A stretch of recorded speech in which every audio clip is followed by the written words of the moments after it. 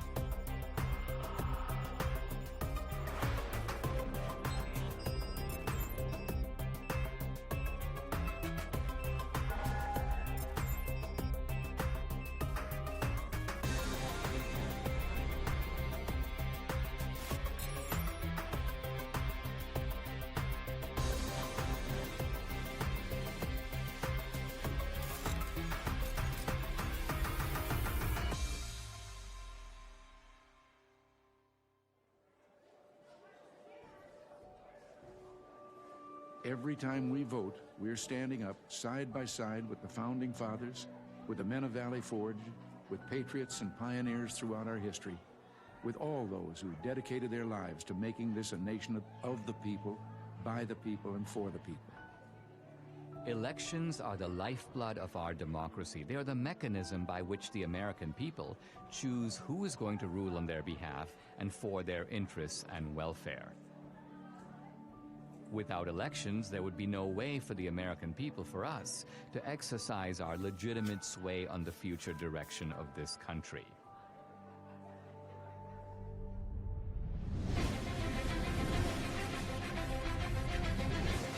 Polls now closed in half the country, and we are getting some interesting results coming in from those battleground states. If you're a Republican, you say, wow. If you're a Democrat, you say, uh-oh. You see, Donald Trump is now starting to widen his lead. President Trump now with 54% of the vote. The president right now has the lead in the Keystone State. We're going to have a great night, and we're going to have, much more importantly, we're going to have a great 4 years. The 2020 election haunts the American mind. Here's where it gets really bizarre. At Fulton County, most populous county, it is Atlanta, they just stopped counting. Nevada, meanwhile, has stopped counting votes. They've all stopped counting for the night. All right, welcome back. This is CNN's special live coverage, 10:31 a.m. on the East Coast. Why am I giving you the time? Well, if you managed to sleep last night, things changed. You may have gone to bed thinking this election was headed one way, and then you woke up and you saw things were different. Also overnight, Joe Biden pulled ahead in the state of Georgia. Joe Biden takes the lead in Pennsylvania. Okay, we have an announcement to make. Joe Biden has run for president 3 times, and the 3rd time has turned out to be the charm. One side insists it was the most secure election in U.S. history. Let me begin with one immutable fact. The 2020 election was the most secure election in American history. It was the cleanest election, the safest election, the most secure election ever run. And make no mistake, there has been no evidence of any significant widespread voter fraud. Let me say it again. The 2020 election was the most secure election in American history. Period. This same side accuses anyone who disagrees with them of perpetrating a big lie or the big delusion. The big lie keeps getting repeated. The big lie is just that, a big lie. And despite a relentless media barrage, the other side remains convinced there was widespread election fraud. What I saw was not a secure and transparent election. Poll watchers claim the Travis County Clerk's Office is locking them out. Last night there was a major software glitch that actually delayed the counting of all of the ballots. I look at election fraud, and I want to look at secretaries of state who illegally changed the voter laws without the permission of their state legislature. There have been numerous attempts to prove election fraud.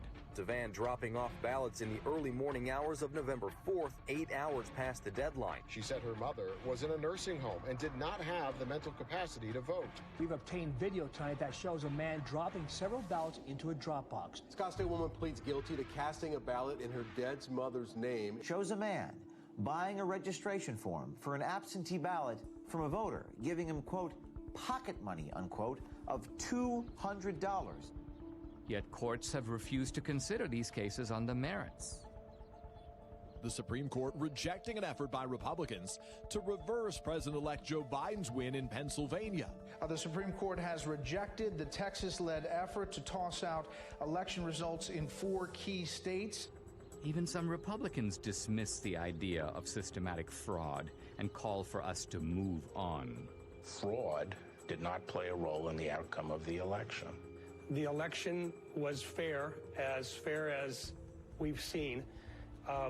We simply did not win the election as Republicans for the presidency. Rather than reject what happened on the 6th, reject the lies about the election, and make clear that a president who engaged in those activities can never be president again.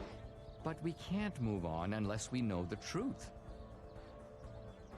Many other issues arise out of the 2020 election. Did the January 6 protesters go to D.C. to mount an insurrection? It wasn't an insurrection, it was a primal scream. To protect the Constitution of the United States against enemies foreign and domestic! They wanted their elected leaders to adjudicate the claims of election fraud. The left's claim that this was the most secure election is also the foundation for the widespread censorship on social media of the so-called big lie. This morning, President Trump waking up without his favorite megaphone. You will never again see a tweet from President Trump. But is it a big lie? Is it a lie at all?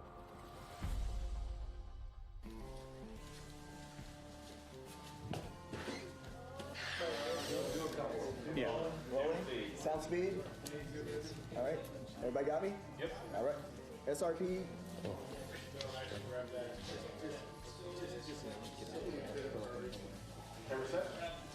Ready? Set. Hey, I'm Dinesh D'Souza, and this is Season 1, Episode 1 of my new podcast. I started my podcast in early 2021 to speak the truth. But by simply asking questions about election fraud, you get booted from YouTube and Facebook. My podcast is sponsored by Salem Media, and I knew that other Salem hosts felt my frustration. Larry Elder, Dennis Prager, Eric Metaxas, Sebastian Gorka, Charlie Kirk. Let me begin by asking a very simple question. Do we feel confident or comfortable that we know the truth about what really happened in the 2020 election? I'm agnostic on this question, and I am awaiting more information. What about you, Eric? I think Dennis is a coward. I think, no, honestly, it's almost funny to me you say you're agnostic. And I think most Americans know that we don't know what happened and are not okay with that, by the way. I'm supposed to believe that a man who didn't campaign or campaign from his basement got more votes than the first black president in America? I don't believe it. Charlie? We have crumbs. We have some evidence here and there, but the picture is far from complete. Larry, in your race, you were asked straight out, right? Do you believe that the 2020 election was stolen? What was your answer, and do you abide by that answer as of right now? My answer was that Donald Trump is in Mar-a-Lago, and Joe Biden is in 1600 Pennsylvania Avenue. The lawsuits did not succeed. Do I believe there was shenanigans? Do I believe there were irregularities? Absolutely, and said so.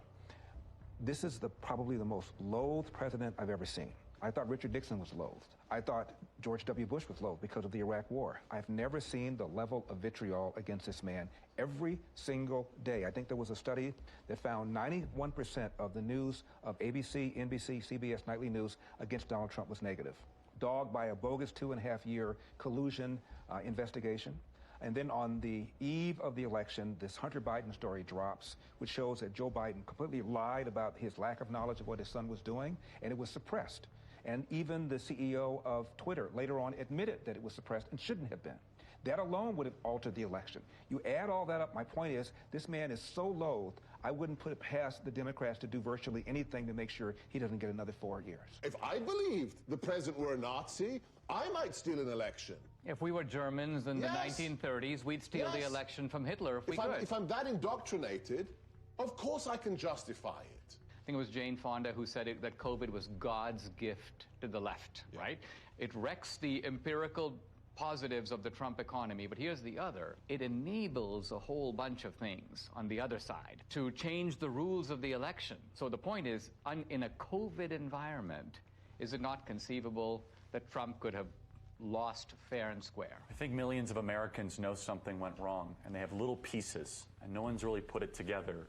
They know that there was injustice. They know it in their gut. They know it through the bellwether counties where Donald Trump won almost every single one of the predictive counties that show who's going to be president. And then they also know it where they went to bed thinking Trump was going to have 4 more years, and they woke up with the exact opposite.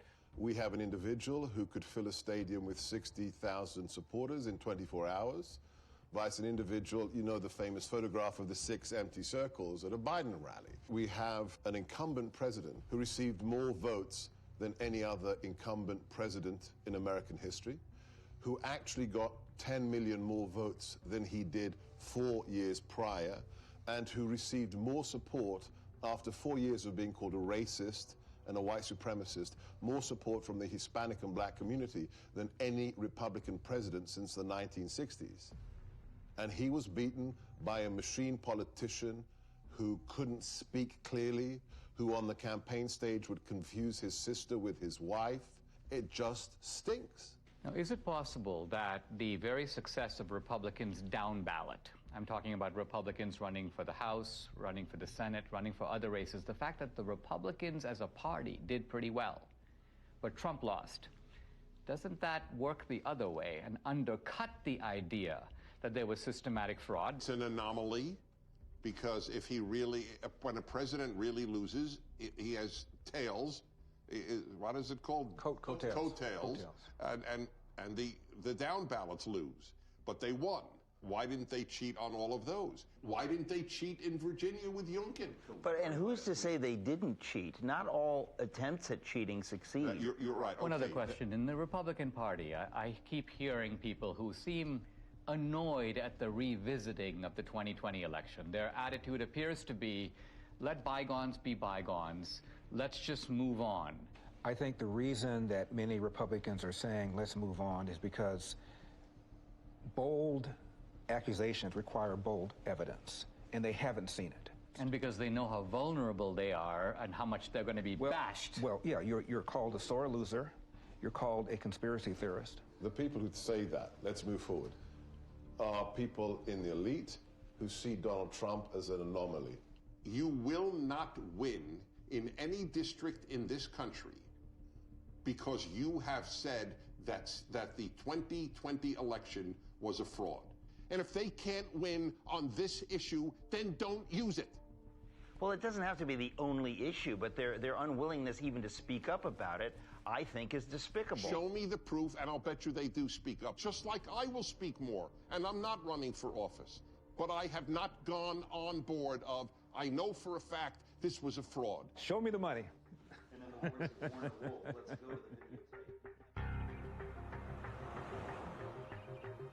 Now look, I mean, the Democrats, they have a history of voter fraud. Going back to Tammany Hall in the 19th century, we've fast forward to LBJ stealing his first race in Texas. John F. Kennedy, the allegations that he stole the presidency with voter fraud in Texas and in Illinois. They've done it before. I mean, you can have someone who has a criminal record and they're fully capable of robbing a bank, but did they rob the bank? Well, it looks like it. What does our friend Catherine think about all this? Catherine's been a little quiet, but I think that means that they're working on something. I think that you should give her a call and see what she thinks. Hi, I'm Catherine Engelbrecht, founder and president of True the Vote. Hey, Dinesh, Dinesh. How are you? Hey, I'm doing fine. Hey, listen, I'm here with Debbie. Hey, Catherine. Hey, Debbie. You know how crazy it is out there. Have you guys been digging into this whole issue of voter fraud? Well, we have been working on something big. It's probably best we don't discuss it over the phone, but can we meet?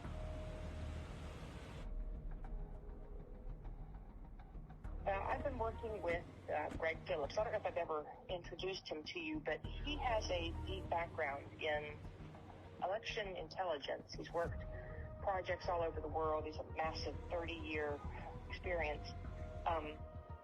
We decided to test a hypothesis, and we went really big.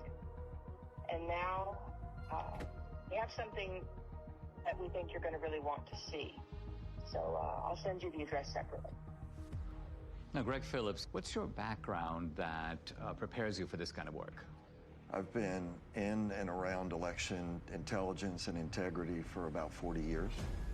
We've done investigations literally all over the world. It's a combination of data acquisition, data analysis, occasionally some in-depth data mining. Our ability to draw meaningful conclusions that link the who to the when to the where is significant in the space. Catherine, you started the group called True the Vote in the year 2010. What was your mission or objective? We just didn't have enough volunteers working at the polls in our local elections. So we began by training people to work in the polls, and then as we got further into it, we recognized, wow, some of the problems you see at the polls can be attributed to problems in the voter rolls. Well, what can we do about the voter rolls? And so it turned into something much bigger than we had anticipated. True the Vote has the largest store of election intelligence for the 2020 elections in the world. No one has more data than we do.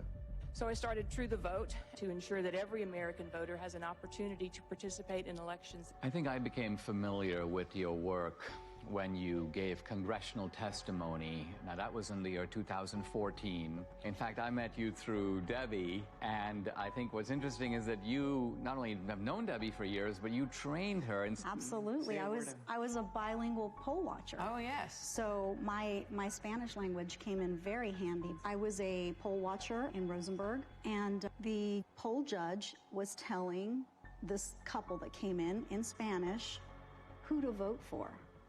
And of course, she didn't really realize that I knew Spanish, and so there we go. And you busted them. I busted them. Yeah. So, Catherine, when you set up True the Vote, you set it up not so much, it's not a partisan organization. Is that because you saw shenanigans, problems with voting as coming out of both parties? Oh, absolutely. Plus, we need parity of parties at the polls. Well, you told me about this remarkable election in which you had vote harvesting and vote trafficking, but it was on behalf of a Republican candidate. Exactly. In North Carolina, it was unique in that it actually overturned an election. There's going to be a new election in the North Carolina congressional district engulfed in a scandal over voting fraud. This all centers around allegations that an operative for Harris then hired a team of people to harvest absentee ballots, paying them between $2 and $3 a vote.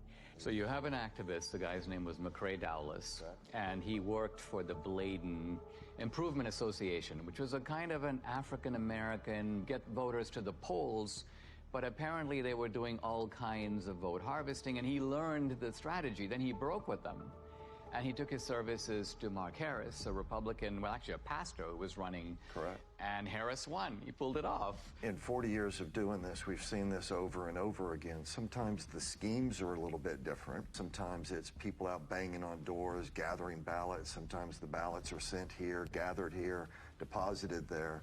But the trafficking itself is always the same basic pattern. There's a nonprofit involved somewhere in the middle. There are people that are either collecting those ballots on the one hand or depositing those ballots on the other and getting paid for it. In no case is it acceptable to be paid for your ballot or to accept some form of remuneration for your ballot. And in no way, in no time, is that legal. I noticed, Catherine, that in the immediate aftermath of the election, when there were a lot of accusations and charges flying around, all reflecting these suspicions that something went deeply wrong, charges of foreign intervention, charges of machines, you and your organization were kind of dead silent. I got the impression that you were looking for a different approach. Given the outliers that were introduced in such a major way in 2020, namely the privately funded drop boxes, the mass mail out of ballots, the hypothesis was if you were going to cheat, how might one go about this? That would be provable, trackable, traceable. You said there might be some, let's just call them bad actors, who are delivering ballots systematically and illicitly to these mail-in drop boxes, and there might be a way to track them and to bust them. We didn't know. We decided we're going to let the data tell the tale, and we collected together a team of highly skilled contractors and put together a plan to see where the data would take us. What, Greg, is geo-tracking? So the idea is to collect these signals that are emitted from your phone. Your cell phone is delivering information to apps that are collecting that ping, so there are 4 key coordinates: the lat long, the elevation, and the time. And with that data, we can then build a pattern of life around you. So that phone's here right now. Well, where's it going to be at 5 o'clock, and where's it going to be tonight? Well, here's my cell phone. My cell phone is off. Can I be geo-tracked even with the cell phone being off? Possibly. Depending on the apps that are on the phone. Apps, depending on That's what marketing companies do all day, every day. Now, this is the point. We were at the Apple store and at CVS, and on both occasions, they knew where you were evidently. Absolutely. And they were telling you about specials, and they were, so people have experience of this. There's 300,000 or so apps that gather that data, and then they sell it to brokers. Isn't it also true that this geo-tracking has now become a vital tool for the military, for the intelligence agencies, and for law enforcement? Indeed, they're using it almost every day. I'll say that there's no question amongst anyone that I know in the community that many, if not all, of the people that were involved in the situation at the Capitol on January 6th were being tracked previous to January 6th, because they already knew what their pattern of life was. They already knew who to look at.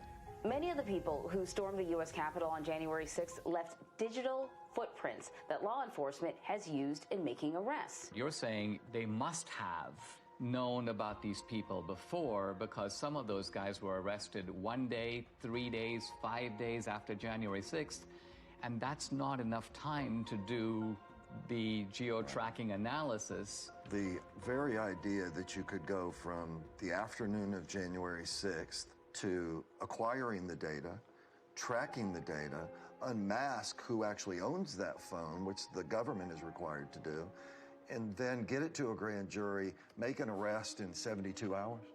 Impossible. It's not possible. They had to have been tracking the people in advance.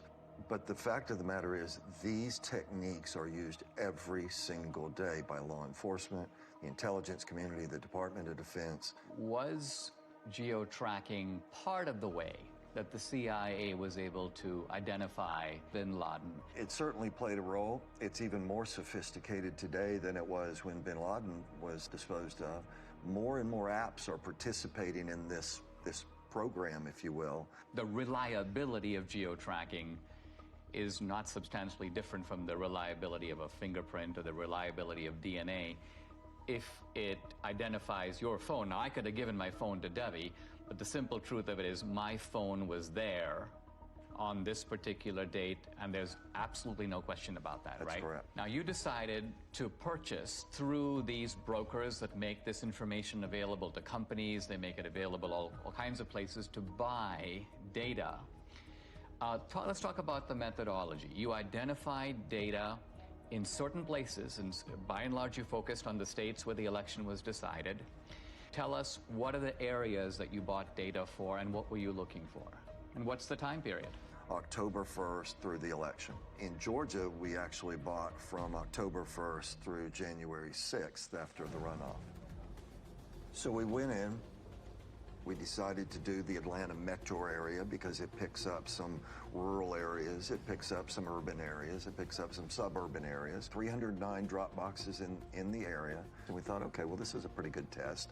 We, in essence, sort of fenced around those. Geofencing, so-called. Geofencing. And then we were able to make purchase of data of people that had been near those drop boxes, but also near the organizations. Across the country, we bought 10 trillion signals.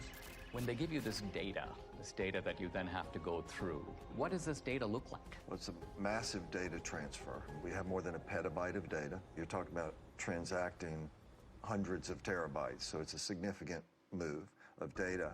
You have 10 trillion signals, that's a lot of signals. So what was the criterion that you set? Final decision was they had to have been to 10 or more drop boxes, meaning unique visits inside of a space, and 5 or more visits to one or more of these organizations.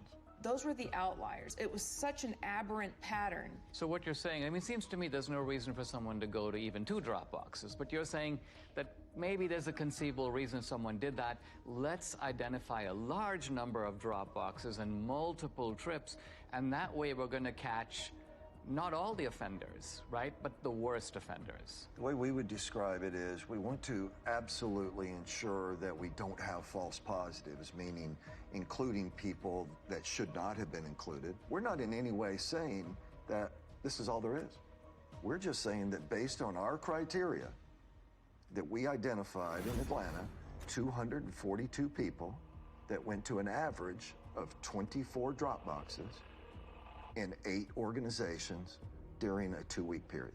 242 mules. Now let's pause for a second. What is a mule? When we started the project, we had to figure out how are we going to describe the individuals and the elements involved. And to us, it felt a lot like a cartel. It felt a lot like trafficking. It can be trafficking in drugs, trafficking in humans. In this instance, it's ballot trafficking, and so we began to use that vernacular. A mule is, by our definition, a person that is involved in picking up ballots from locations and running them to the drop boxes. So you have the collectors on the one hand, you have the stash houses, which are the nonprofits, and then you have the mules that are doing the drops. What do we know about them? Who are they? Well, first let me say, this is not grandma out walking her dog. Bad backgrounds, bad reputations. We've had, encounters with several that are, not terribly positive. Violent guys. Can be. They are interested in one thing, that's money. Do we know, by the way, how much they get paid? According to the people that have shared information with us, it's generally $10 a ballot. In the Georgia runoff, that number was higher. 2020, of course, was the year of the Antifa riots, the BLM riots, and it was all going on in the months and weeks leading up to the election. Right. And so in the data, you have geo-tracking data of the drop boxes, but you also have data on the rioters. There were several different violent BLM Antifa riots in Atlanta. In one of them, we had 36 of our mules participate in these violent riots. There's an organization that tracks the device IDs across all violent protests around the world. We took a look at our 242 mules in Atlanta, and sure enough, dozens and dozens and dozens of our mules show up on the ACLID databases. So again, this is not grandma out walking her dog. These are, violent criminals sometimes. There's not just a criminal element, but there is an ideological element, and that there's an overlap between people. I mean, you're not going to go to an Antifa riot and find it overpopulated with patriots or Christians or Republicans. These are people on generally the far left. And turns out that these are people who also help to make up the mule population. I think that's also borne out in our target organizations themselves. They're not like Republican organizations. These right? are left-wing Democratic organizations. Yeah. Let's zoom in here. So the mule is the delivery man. The mule is the delivery woman. man.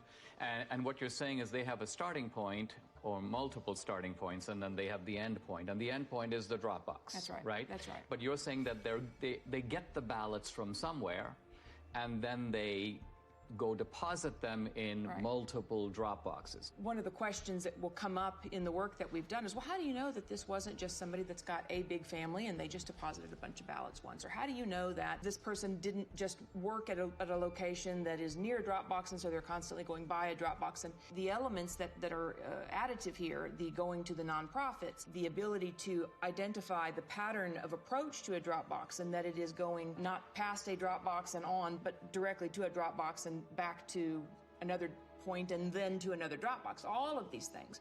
I mean, isn't the timing significant? If some guy's going to a drop box at 2 a.m. in the morning, presumably he's not like out for a walk. Right.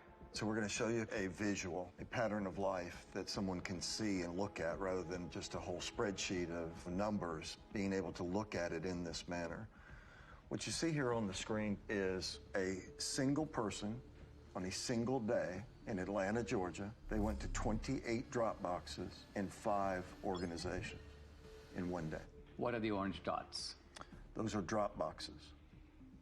And what is the blue tracks? That is a smoothed out pattern of life so that we could take the sort of the movement of the individual cell phone signals, marry them together into something that's visual so that you can see movement on the individual.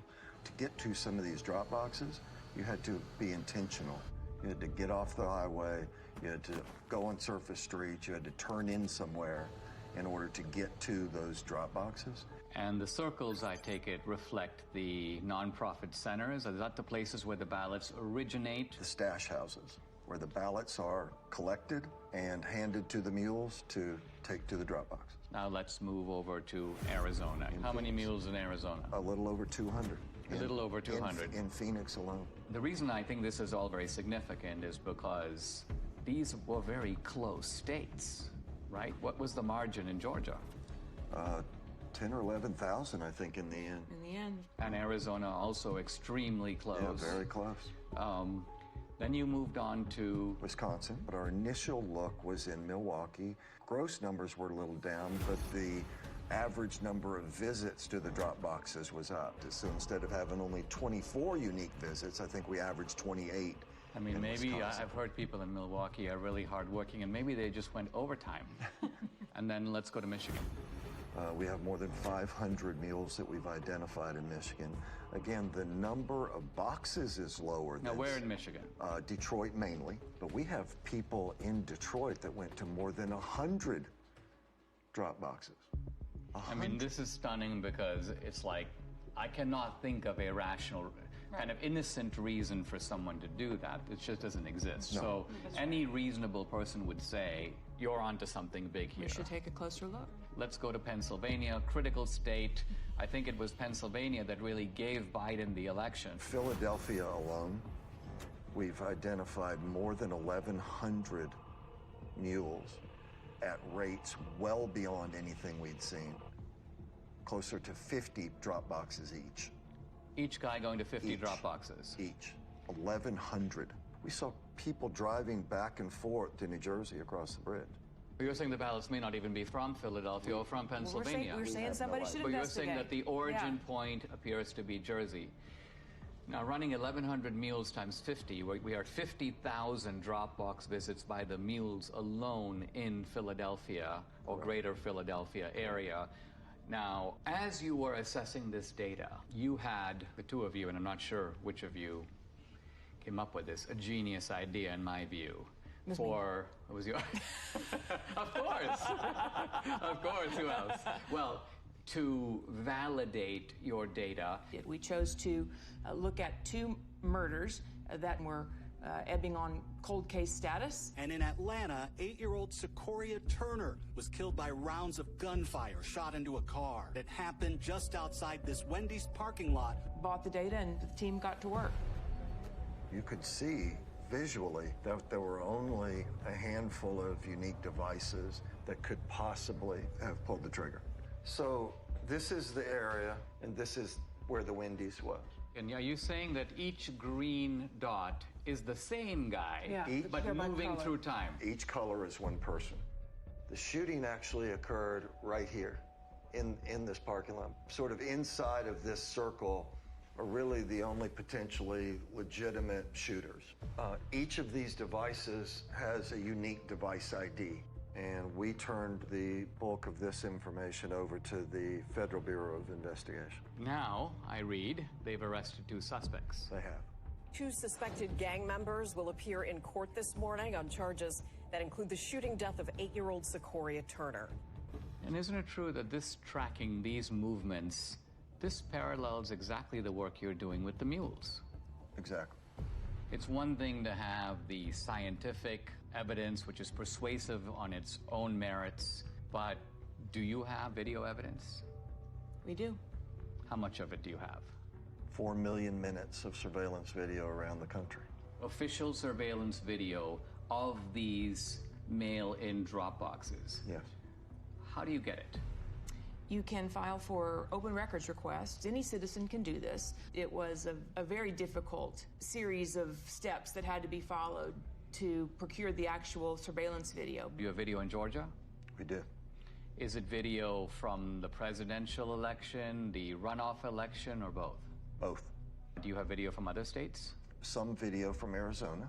We have recently learned video was specifically turned off on particular drop boxes. In which state? Arizona. Wisconsin, it turns out, even though the rules required them to have video. Did they do the video? No, they did not.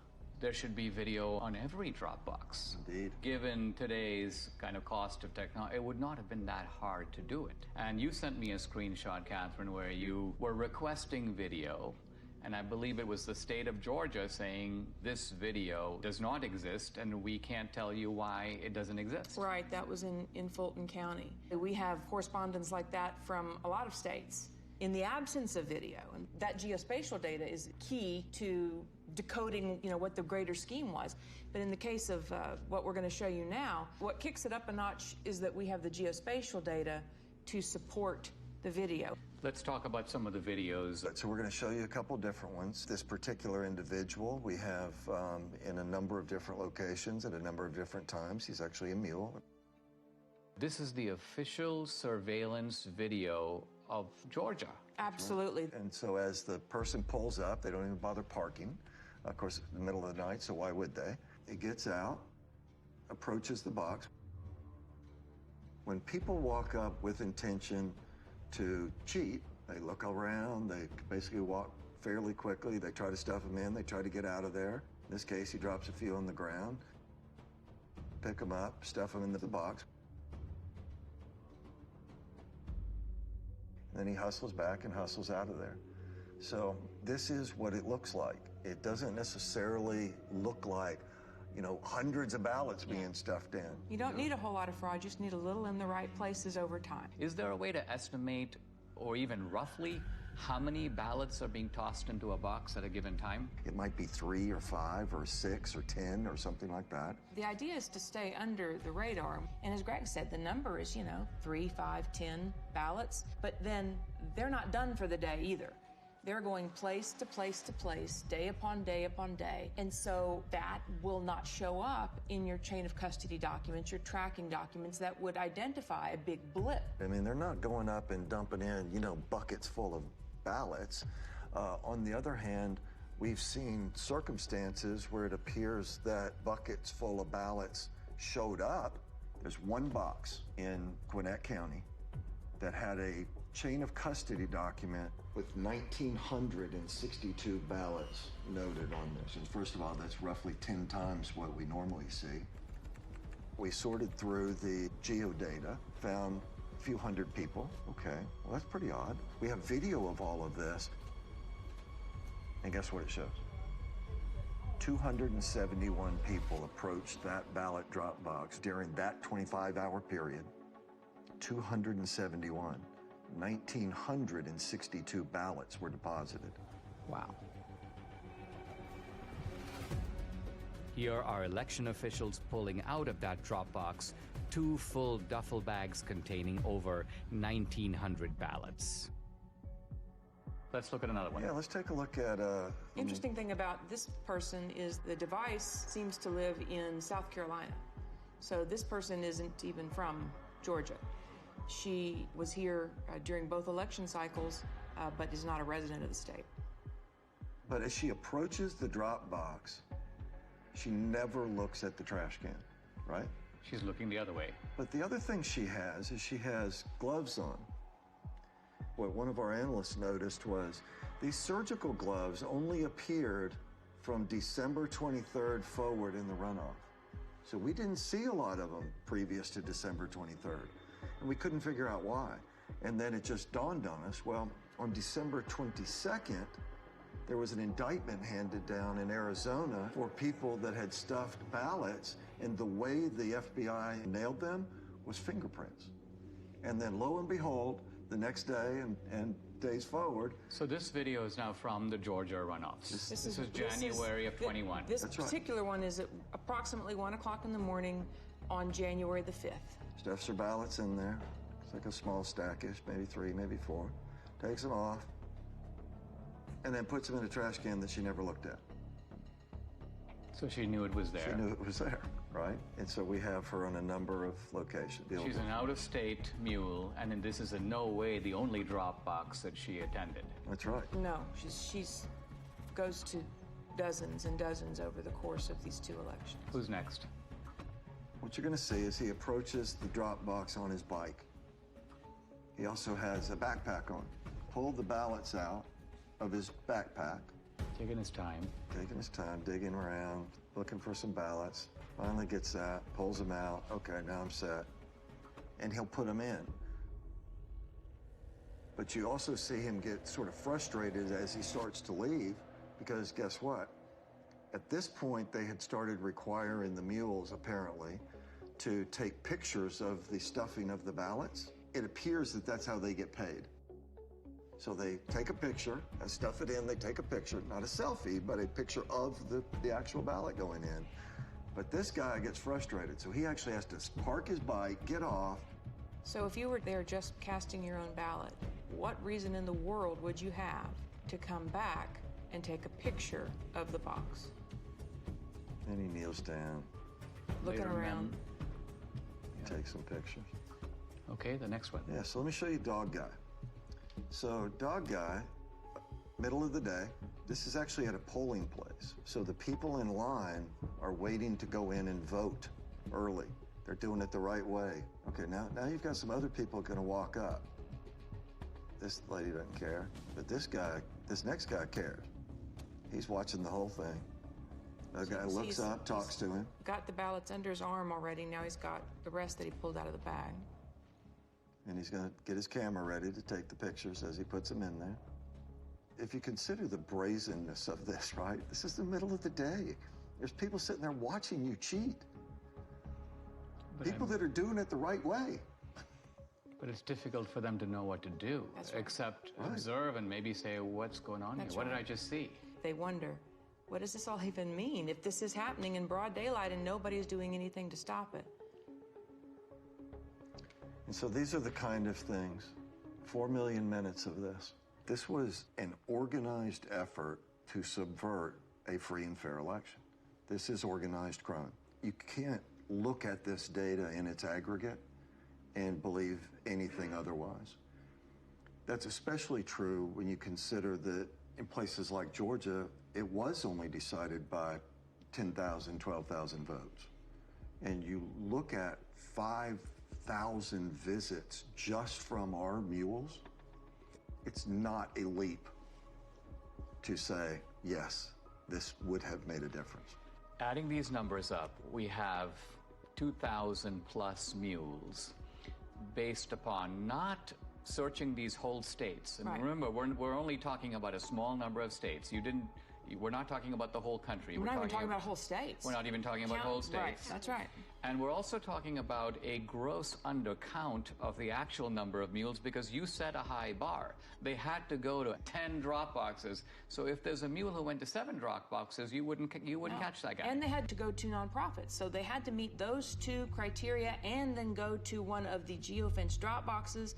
If they met the 2 criteria but went to a post office box, we're not going to look at them. One of the slogans of the Democrats through all this debate has been, make every vote count. And I think we can now see in a chilling way that this is kind of what they mean. What they mean is, it doesn't matter if all kinds of illegal ballots are being dropped in, let's just count them. Now the narrative needs to be that this is the most secure election. This is the most fabulous election we've ever had. Pay no mind to the millions of Americans that are saying something is not right. This does not make sense. Nothing to see here. Just smile and wave, boys. I mean, wouldn't it be an accurate summary to say that these voter bills that the Democrats are desperate to enact, to federalize the election, isn't it that they want to take all these special provisions that have enabled what we've described, or you've described in the 2020 election, and make it permanent? If we don't wake up and do the hard, roll up your sleeves work that it's going to take to reel this all back together, then yes, all the pieces are in place for our election system to be in permanent lockdown. And it will be done under the watchful eye of a media that will tell you it's all just fine. It seems like they are subverting democracy in the public pretense of protecting it. Absolutely. And it won't stop unless we stop it. If I look across the swath of Republicans, this is not the kind of issue that they seem to be comfortable with. It's almost like they would rather endure. That's right. As I said, well, it's a gamble, right? Because the ones that are enduring are currently elected and in power. When you watch these brazen acts and nobody says a word because they're scared that they're going to be sued, because they're scared that they're going to be canceled, because they're scared that they're going to be silenced, that kind of chilling effect is exactly what they want. And as I said, on the other side of fear is freedom. If you never get past the fear, you're never free. Let's sum up what we know. Do we know for sure that this was not, in fact, far from, the most secure election in history? It was not.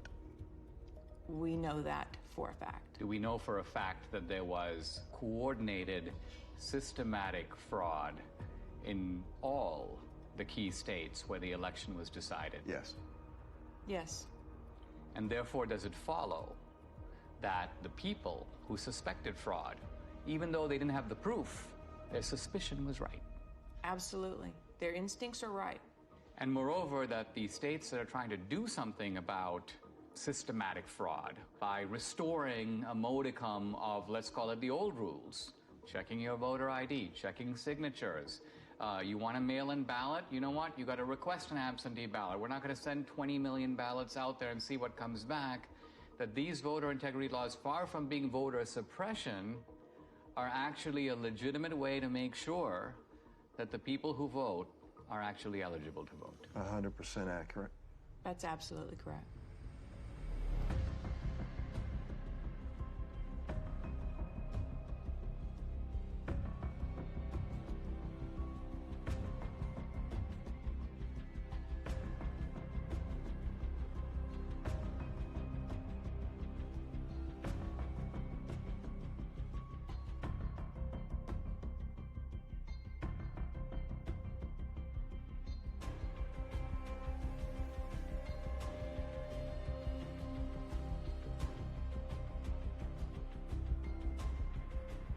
What you are seeing is a crime.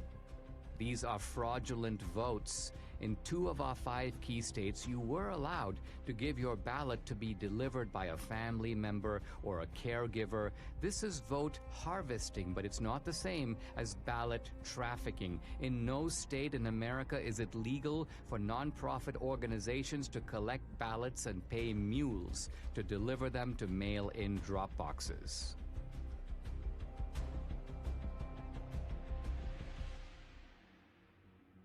Now we come to the most important question of all. Was the magnitude of vote trafficking in these key swing states enough to tip the balance in the 2020 presidential election?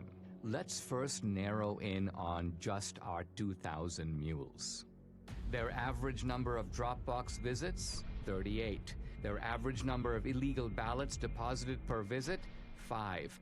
That's 380,000 illegal votes. But was this sufficient to put Biden in the White House? To answer that question, we must look at each key state. In Michigan, 500 mules, averaging 50 Dropbox visits and 5 illegal ballots per drop, That's 125,000 illegally trafficked votes, not quite the 154,000 vote difference between Trump and Biden. So Michigan, with its 16 electoral votes, stays in the Biden column. In Wisconsin, 100 mules, averaging 28 drop box visits and 5 illegal ballots per drop. That's 14,000 illegally trafficked votes, 6,000 votes short to give Trump the win. So using only our mules, Wisconsin's 10 electoral votes stays in the Biden camp. But now we come to Georgia. 250 mules, averaging 24 drop box visits and 5 illegal ballots per drop. That's 30,000 illegally trafficked votes, far more than the 12,000 vote difference between Trump and Biden. So Georgia, with 16 electoral votes, moves over into the Trump column. In Arizona, the numbers are roughly the same. 200 mules, averaging 20 drop box visits and 5 illegal ballots per drop. That's 20,000 illegal votes. Again, these illegal votes are substantially more than the 10,000 vote margin that gave the state's 11 electoral votes to Biden. In Philadelphia, Pennsylvania alone, 1,100 mules, averaging 50 drop box visits and 5 ballots per visit. That's 275,000 illegal votes, again comfortably exceeding the 80,000 vote margin between Trump and Biden. So Pennsylvania's 20 electoral votes goes for Trump. Shockingly, even this narrow way of looking at just our 2,000 mules in these swing states gives Trump the win, with 279 electoral votes to Biden's 259. But no one thinks that our 2,000 mules were the only mules trafficking illegal votes. To widen the search, Greg and his team lowered the criterion from 10 or more to 5 or more drop boxes. This revealed a huge upsurge in the number of mules from 2,000 to 54,000. 54,000 mules.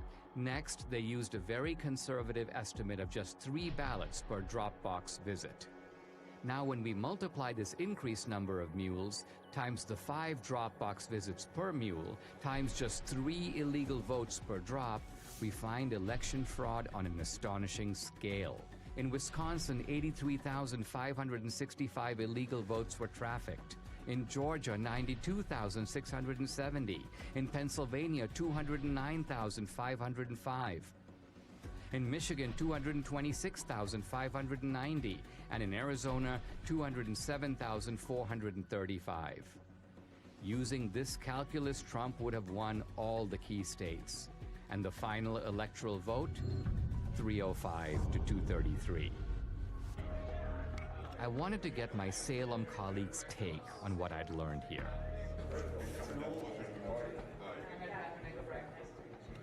How did you get this video?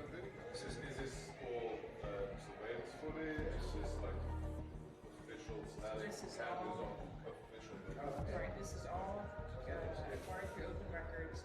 This is the way that we will get into this. There's 4 million minutes of video. Well, these are official footage. This is official surveillance footage. It's indisputable. It was taken by the state itself. That's the only place that the video left, came from. I think, did not anticipate that anyone would go through this video. So this is 1 o'clock in the morning. Don't we all vote at 1 o'clock in the morning? Right. Seems silly, but somebody asked me, they go, how do we know this is not normal mail? This is a ballot drop box. Right. Okay, this is not the mailbox where we write your mom. She's got gloves on. She's got gloves on. And what does she do with the gloves? Whoopsie daisy. Hang on, she walked straight past that can and didn't see it. You gotta show that again. It's hilarious. Look, she just walks in. So this is not the first time she's done that. No. So that one was in Georgia, is that right? Yes. So in Georgia, it is illegal to turn in anyone but yourself or your family member's ballot. It is illegal. Right? It is illegal. So forget the outcome. That's an illegal practice, what you just saw. That's right. Video number 2. Dog guy. This is called Dog Guy.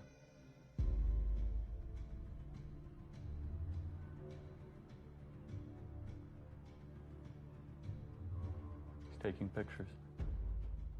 Why would you do that? So you get paid. That's business. It's business. It's What business do as you usual. suspect if you had actually caught this person at that moment? hand me those ballots, and the person did, what do you think you would see? Whose name is on it, in your opinion? Ineligible voters, people that have moved. Would you see legitimate ballots? There's an ambiguity in what you're saying. The ballot itself is legitimate. No, that right. It's not a fake piece of paper. Yes, right. Okay. But again, remember, when you mail in a ballot, you have a security envelope with the signature verification standard that's been all but washed away. And as soon as it's taken out of that envelope, then you have a disconnect, and the ballot is private. It's a virgin sheet of paper. The ballot is private. The only private. ID is on the envelope on the outside. This is an example of multiple ballots. So this 3:57 a.m. Prime voting time. Got to beat the lines. This person comes up, Right. and what you're going to see is when you try to put too many ballots in.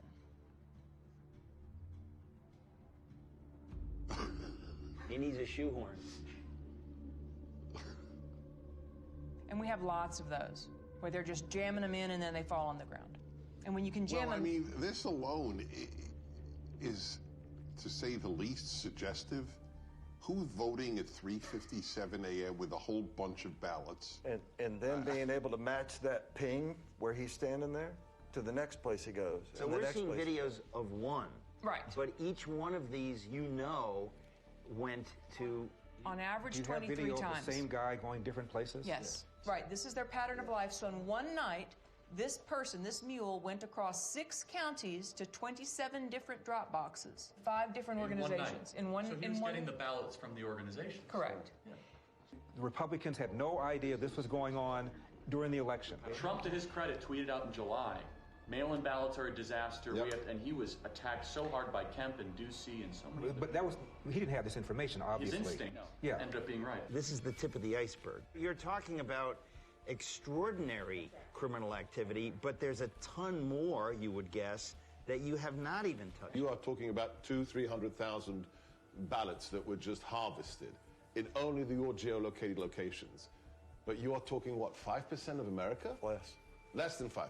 Okay. So the case closed. Sorry, gentlemen, lady. Case closed. All right, so I do a heroic thing that not necessarily others here do. I read the New York Times every day. That's crazy. We're sorry for you. It's my martyrdom. They claim all of these places we have found maybe 4, maybe 50 phony ballots. These aren't phony ballots. Right, No okay, one's so ever, wait, this is a very novel approach. Wait, they're phony names. No.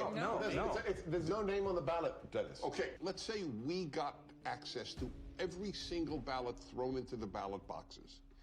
Would we be able to prove this is a fraud? It's the perfect crime because it cannot be curated after it is committed because the evidence has no connection to the person who is meant to be voting.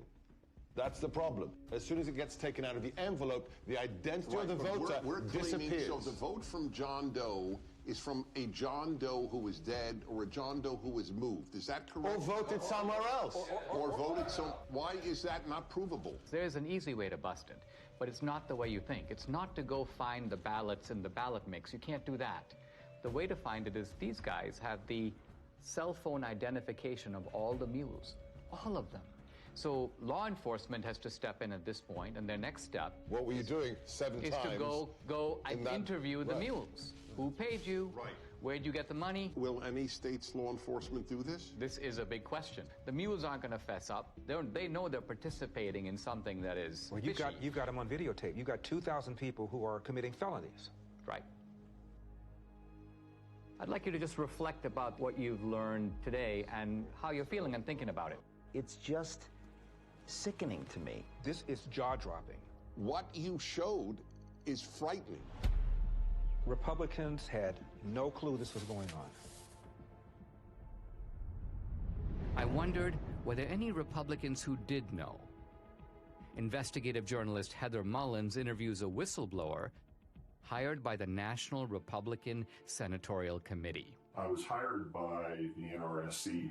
My job was basically to watch the ballot boxes. And this was for the early voting in Georgia. So that started on December 14th. It ended on the 31st of December. And we would monitor that box from 8 to 8 all day long.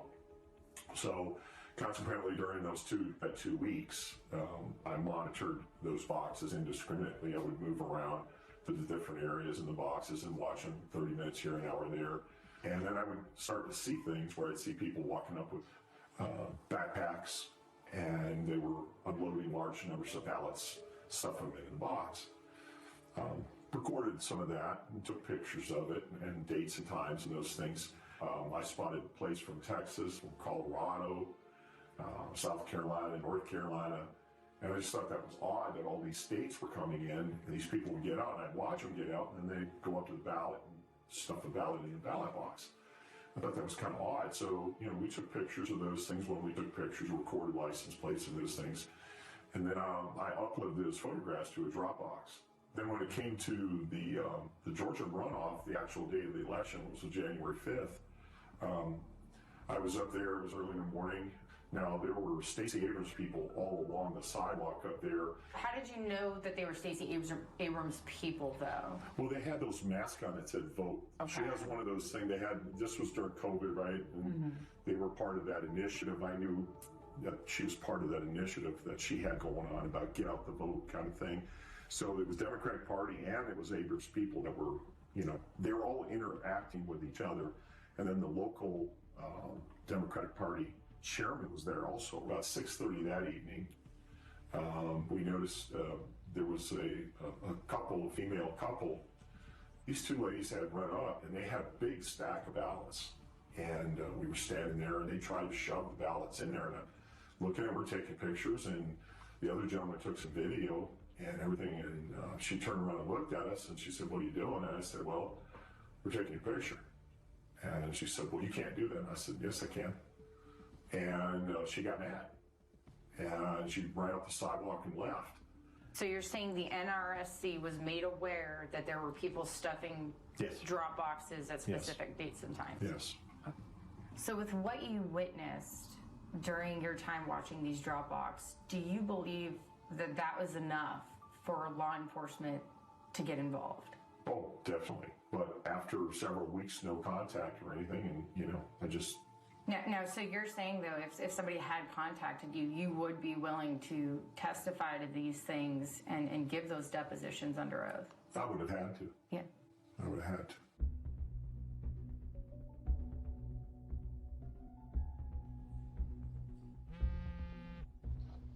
Catherine, hey. Greg just interviewed an informant in Arizona who's now cooperating with authorities. Oh, wow. Okay. Check your email. Okay, awesome. I'll do it. Thanks so much. Okay, bye. Hey, honey. Yeah. Take a look at this. So this is, I remember Greg was going to interview that mule, and so we got the video. Thank you again for. I guess they're concealing her identity. So what was your job? Like, what were you doing? Receptionist. So at some point, you were asked or sort of instructed, I guess, to start receiving people's ballots. I was just instructed to go ahead and receive ballots from various people, females mostly, and on Friday they would come and pick up payment. I assumed it was payments for what they were doing. So they would, during the week, they would bring them in at various times, and then you would pay them like all on a Friday. Is that kind of how it went? Yes. Interesting. And then I would get a call to find out how many ballots were brought in and if they were already pre-filled out first. And she would come to the office, look at them, and then before she left, she would either take them herself, but other times she would ask me if I could drop them off at the library. So what was the instruction? Just to drop them off. In the drop box? In the drop box. The early ballots. Can you give me an idea of how many you personally put in the box? Hundreds? Could have been, yes. And was there a reason she wanted you to go to that drop box as opposed to maybe City Hall or something? There's no cameras. There's no cameras there. And she would want me to take it in the evening when it was dark also.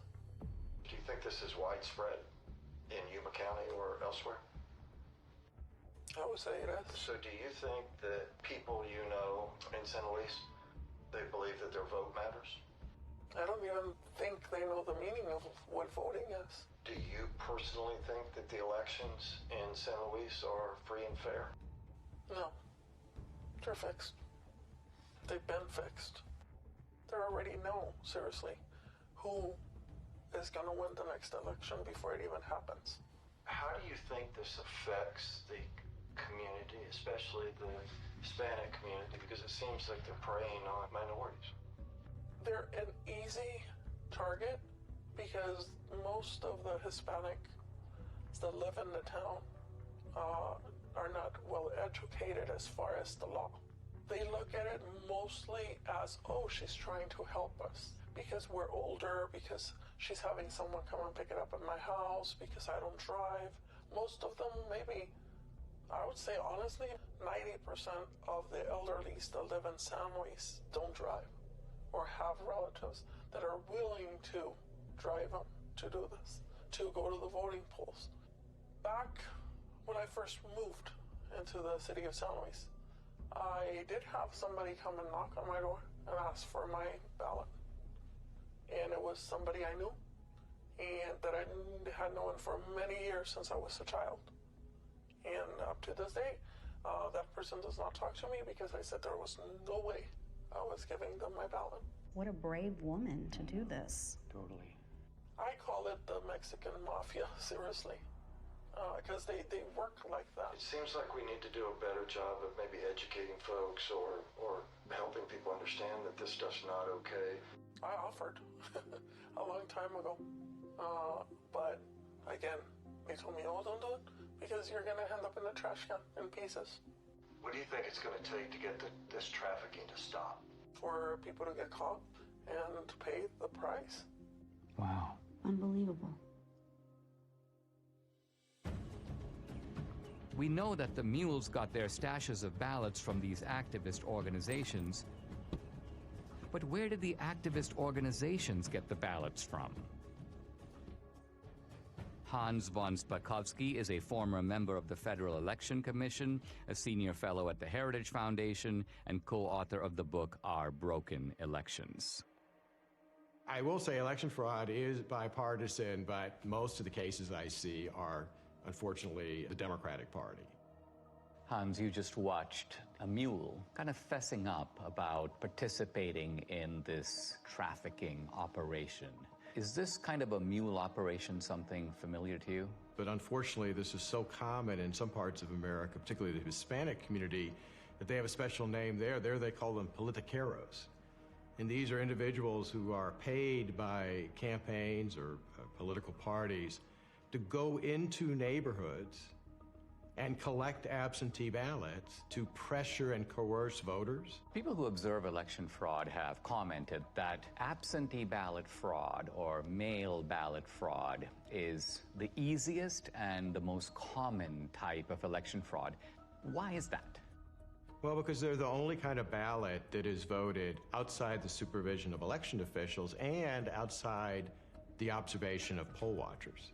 Transparency, as you know, is very important in the election process, and there's no one there at a voter's home to observe what's happening. Also, remember, when you're in a polling place, you fill out your ballot and you then deposit it directly into the ballot box.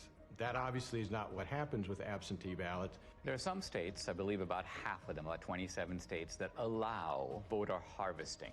And by voter harvesting, what we mean is that you are allowed to give your ballot to someone else and ask them to deliver it.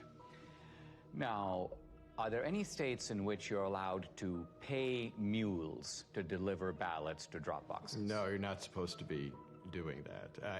And allowing vote trafficking to begin with is a huge mistake because you're giving third-party strangers, you know, candidates, campaign staffers, party activists, all people who have a stake in the outcome of the election, you're giving them the ability to handle something very valuable, a ballot. Voter fraud is almost incalculably rare in the United States. Does it ever happen? Okay, occasionally it does happen. But it doesn't happen on a national scale. It doesn't affect the outcome. It would affect the outcome. I read these days constantly that election fraud, well, it could occur, but those cases are extremely rare. They're so episodic, they don't have the ability to tip an election. Is that true? Fraud happens often enough that elections get overturned. I mean, just go back 3 years to 2018 and a congressional race was overturned. I can cite to you another case in Mississippi. It was just overturned by a court because of fraud. Same thing in Florida. But look, that's just the tip of the iceberg. Now, we've shown that you've got these mules who are picking up these ballots at various vote stash houses. Hans, where do these organizations get ballots? Well, to quote Shakespeare, let me count the ways. You know, everything from filling out absentee ballot request forms for voters, but having the ballots sent to them, to actually going to the voters and obtaining the ballots from them, to stealing them out of mailboxes, to actually using high-quality photocopy machines to make their own ballots. Look, these cases unfortunately go on all the time. You can go to 2018, which wasn't that long ago, in North Carolina. Leslie McCrae Dowless is accused of mishandling absentee ballots in North Carolina's 9th District. Dowless would frequently obtain this report from the Board of Elections, looking for the date an absentee ballot was mailed and if it had been returned. Ginger Eason, who first told me she was hired to pick up ballots, and Kelly Hendricks, who testified she did the same thing. What would you do with the ballots after you picked them up?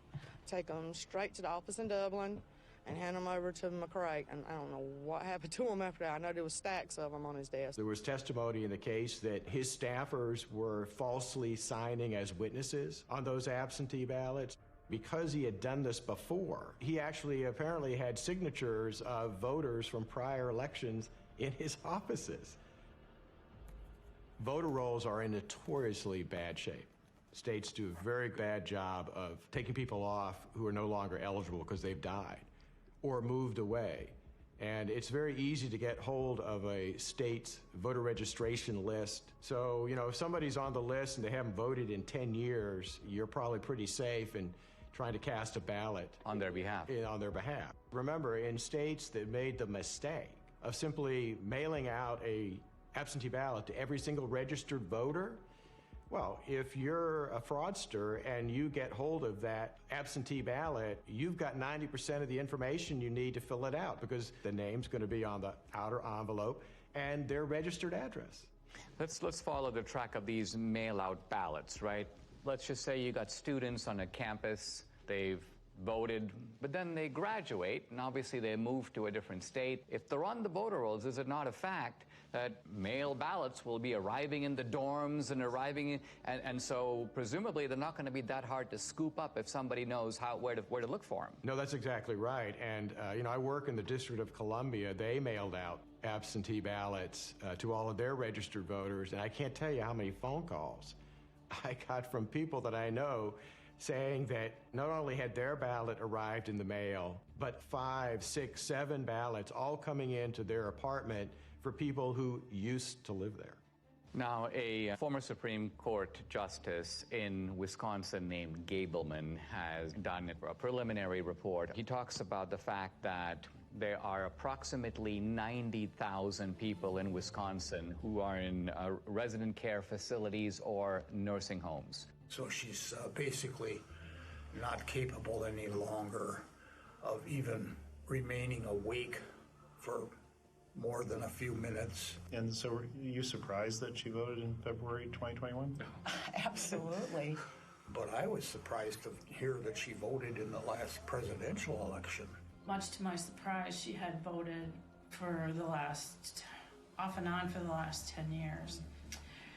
I guess in my mind, I thought if you put your parent into a facility because they were incapacitated, they would not even be offered the vote. They make you vote. They make you vote here? And so how do they make you vote? Because I didn't want to vote, and they told me I had to. That is a real problem. Clearly it was a problem in Wisconsin 2020, but unfortunately that's a perennial problem in other states too. What happens is you have staff in those nursing homes. Sometimes they are activists politically. They get these individuals registered to vote, or if they're already registered to vote, they will request absentee ballots in their name, sometimes forging their signatures, and then filling out the ballots for them. Just prior to the 2020 election, the state of Texas indicted a social worker in a home for young people who were basically mentally incompetent. She had sent in over 100 voter registrations for these individuals who were not legally competent to vote. What about homeless shelters? Look, if a homeless individual is mentally capable, they ought to be able to vote. And if the only place they can list as a registered address is a homeless shelter, that's fine. But the problem there is that it's very easy, I think, for them to be intimidated and coerced. In Chicago, the largest election fraud case the U.S. Justice Department ever prosecuted, they were paying homeless individuals to cast ballots the way they wanted them to cast ballots. What made you want to do this? What made you want to get involved? Well, I knew election stuff was supposed to be something good to do, and then plus I needed a little extra money to get Christmas for my son. So that's why, the main reason I did that. Who do these fraudsters pick on? They pick on the most vulnerable in our society. They go into poor neighborhoods, they pick on the elderly, they pick on people for whom English is not their first language. When we're trying to stop election fraud, we're actually trying to protect, I'd say, the most vulnerable people in our society.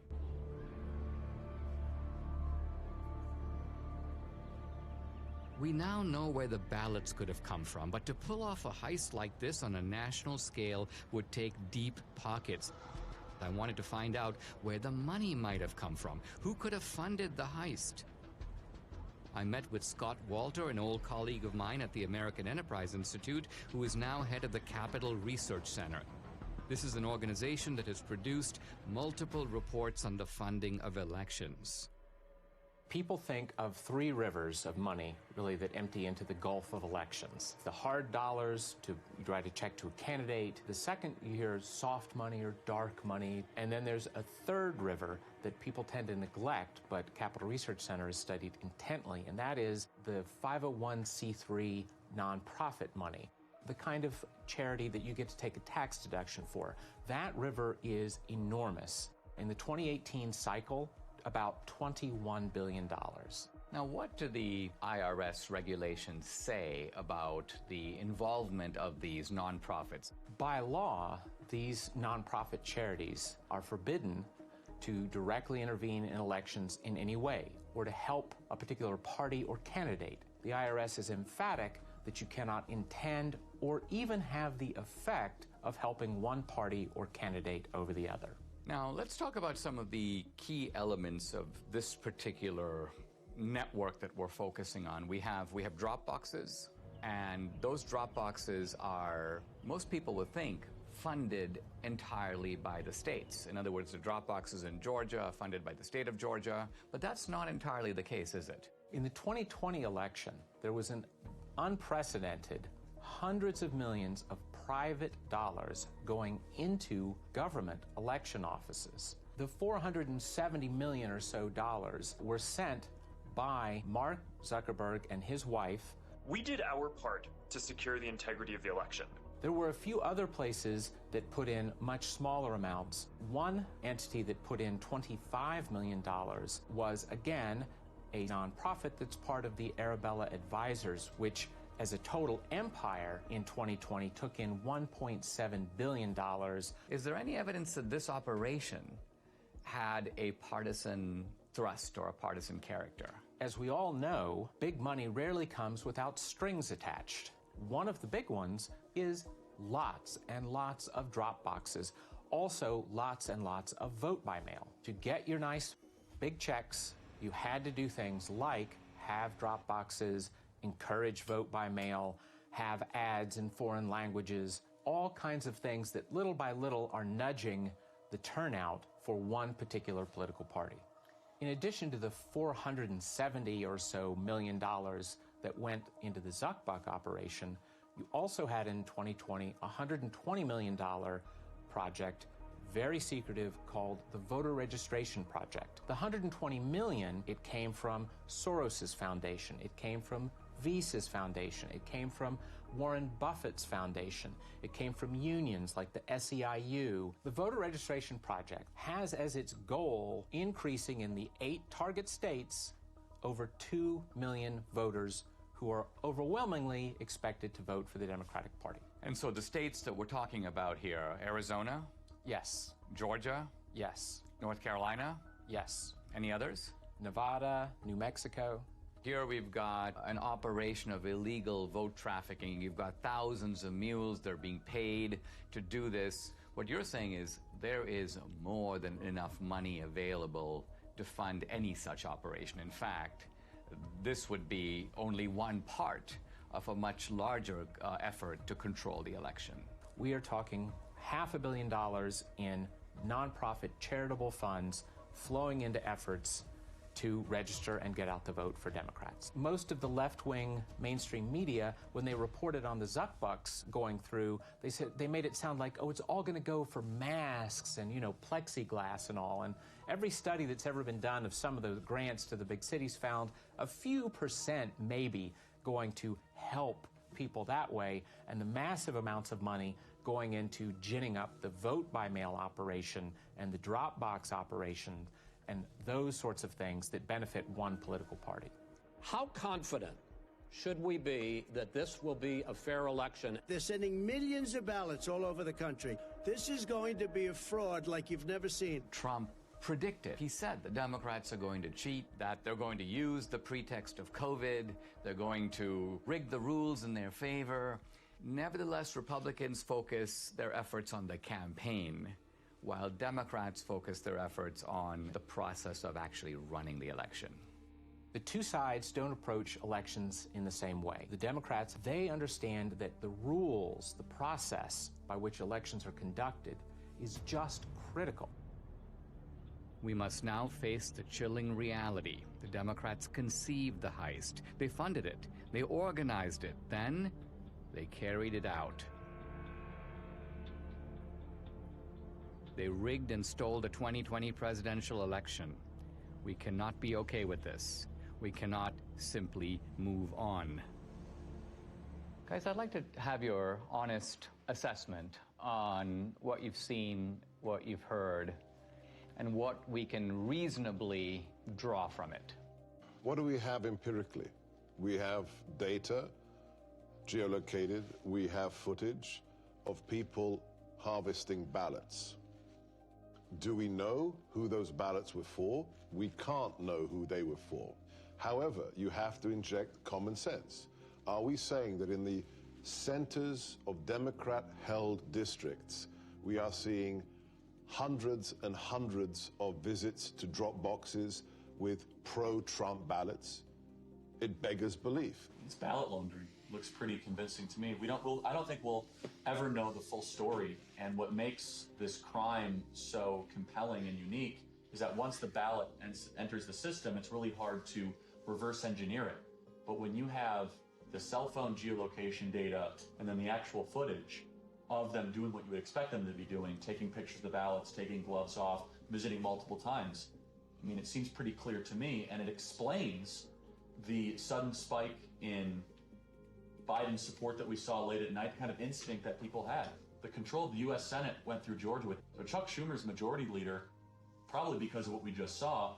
And then I'd like them to answer the mules. If they say it's clean, then be honest and say, okay. They have two ways they'll try to invalidate it. One is minimizing and then slander. Yep. Right. So they'll try to slander Dinesh personally. They'll say, oh, Trump pardoned him or whatever. Therefore, he's trying to get back at Trump to try to reinforce the big lie. I could already see the headline in the Washington Post. Trump pardoned ally comes out with questionable movie. I predict right now they will say, what on earth is a conservative doing tracking private citizens? Gee, how dare, what is Dinesh D'Souza doing to voters at 3 a.m.? In fact, I mean, that'll be part of it. Intimidation will be the word. Right. The word will be intimidation. They'll say no person is safe. Communities of color are being tracked.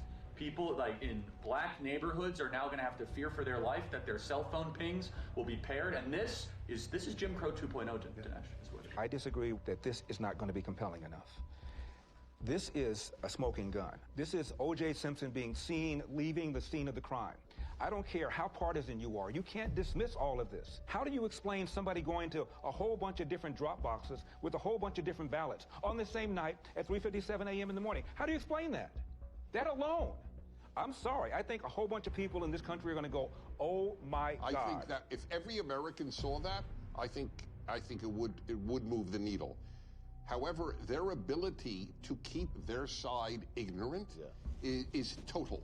That's going to be impossible to keep a lid on this thing. Well, this movie is an Overton window moment, right? So documentaries can do this every once in a while. Michael Moore did it. He moved the Overton window on many different topics 20 years ago. Al Gore did it with climate change. It'll happen, as Ernest Hemingway said, gradually and then suddenly.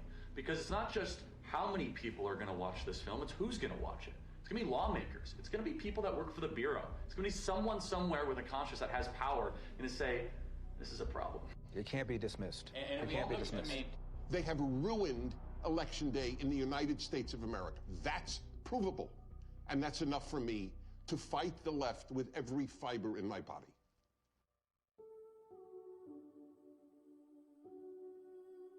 Without free and fair elections, we are not a democracy. We are a nation run by a criminal cartel masquerading as a democracy.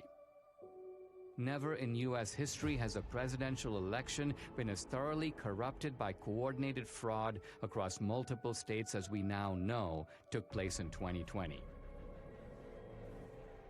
Today, totalitarian regimes camouflage their fake elections with appearance of democracy, but they're not real democracies.